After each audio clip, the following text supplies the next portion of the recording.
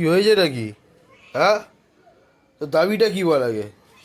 হ্যাঁ, কি চাষটা কি তুই? দাবি কি বল?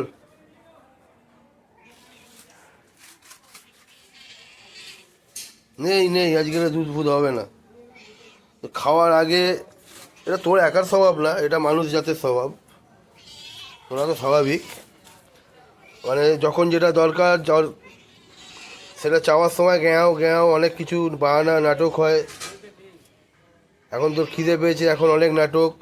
খাওয়ার পরে তারপরে ভুলে যাবি, তারপরে হ্যাঁ হ্যাঁ কি পাশেও থাকবি না। হ্যাঁ, তারপর চিনবিও না। হ্যাঁ,